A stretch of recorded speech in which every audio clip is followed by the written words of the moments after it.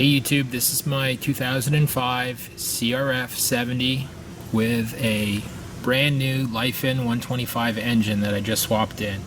I'm still working on a couple of bugs, but I wanted to make a couple of videos for everyone that's thinking about doing this, just to give them some ideas how to make it easier and basically what to expect when you're doing a swap like this.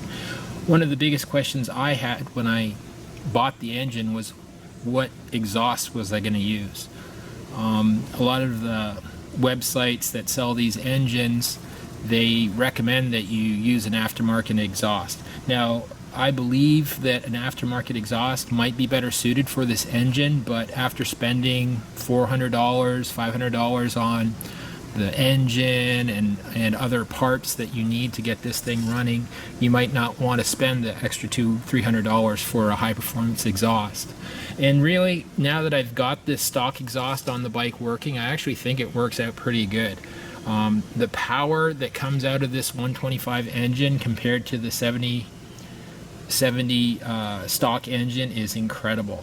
So I'm going to just show you a couple things that hopefully will help you, and then I'll do a start and you guys can hear this thing run. Now, after you've bolted in this engine, you're going to bolt the stock exhaust back into the head using the existing studs, using the existing nuts. None of that is new.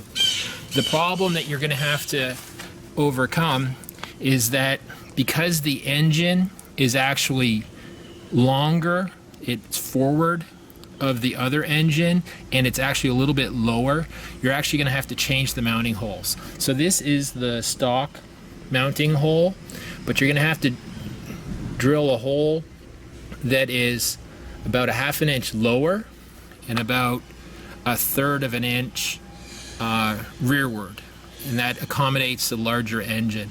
And I'm going to show you a trick that I used to kind of give you an idea of where this hole needs to be.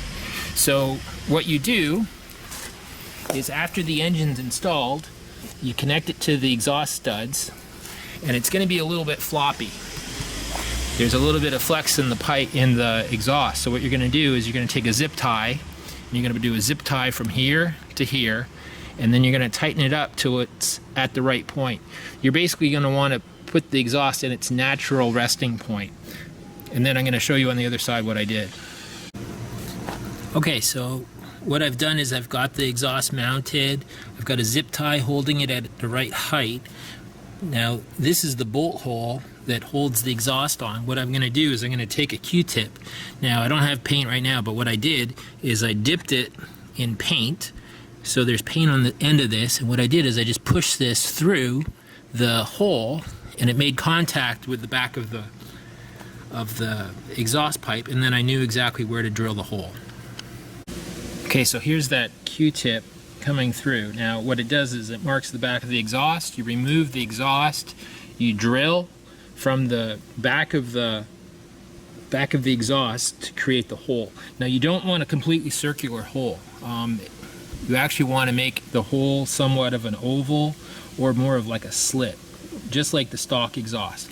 And the reason you do that is that when the exhaust gets hot, it's actually going to expand. So it's going to move that way, and then when it cools down, the exhaust is going to move that way. So the slot needs to be going this way. Okay, so I'm going to do a cold start with the stock exhaust on the lifan 125 engine.